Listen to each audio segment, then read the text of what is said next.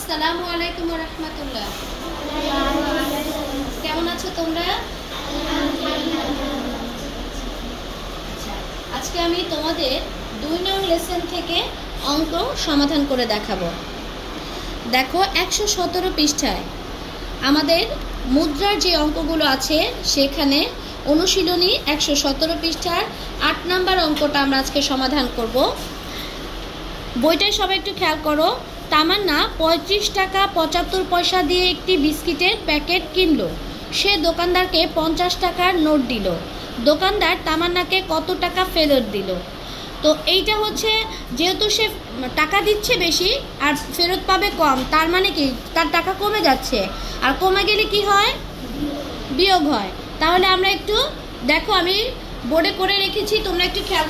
আমরা এভাবে লিখবো সাজিয়ে, তামান্না দোকানদারকে দিল 50 টাকা, আর যখন শুধু টাকার কথা থাকবে, পয়সার কথা উল্লেখ থাকবে না, তখন আমরা অবশ্যই 00 পয়সা লিখে নিব। ঠিক আছে? এখন আমরা দেখো, যেহেতু 50 টাকা শুধু লেখা ছিল, আমরা 00 পয়সা লিখে নিয়েছি। তারপরে লিখব তামান্না বিস্কিটের প্যাকেট কিনলো। এইখানে আমরা প্রতীক চিহ্ন ব্যবহার করে টাকার নিচে টাকা, দেখো 35 টাকা লিখেছি 50 টাকার নিচে, তারপরে হচ্ছে এই 00 পয়সার নিচে লিখেছি হচ্ছে 75 পয়সা। তো এখন আমি দেখো, এই যে উপরে যদি 0 থাকে, নিচে 5, বড় 0কে আমরা 10 ধরবো, তাহলে 5 আছে কত হলে 10 হবে? 5 হলে হাতে কত থাকছে? 1, 7 আর 1 8, 8 আছে কত হলে 10 হবে? 2 হলে হাতে কত থাকছে? 1, 5 আর 1 6, 6 আছে কত হলে 10 হবে?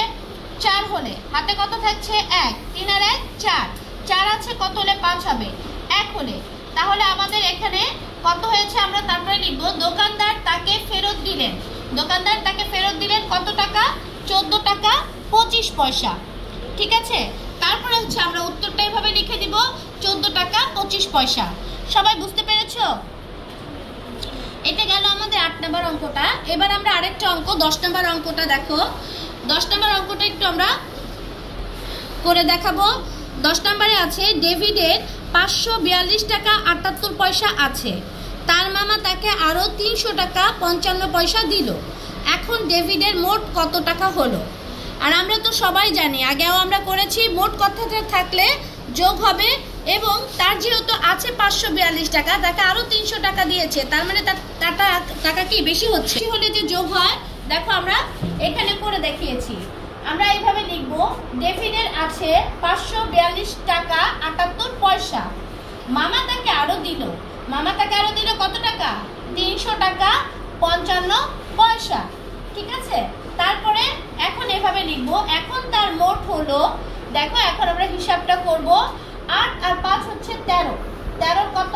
3 বসবে, হাতে থাকবে 1, 5 আর 1 6, 6 আর 7 আবার 13, 13 3 বসবে, হাতে থাকবে 1, এই 1 যোগ হবে এই 2 এর সাথে, 2 আর 1 3, আর 4 এর 4 বসে যাবে যেহেতু নিচে 0 আছে, আর 5 আর 3 8। তাহলে মোট টাকা হচ্ছে 843 টাকা 33 পয়সা। তো উত্তরটা আবার আমি এভাবে লিখে দিয়েছি, ডেভিডের মোট হলো 843 টাকা 33 পয়সা। আশা রাখছি তোমরা আজকে এই পর্যন্তই। আগামী ক্লাসে আবার দেখা হবে ইনশাআল্লাহ।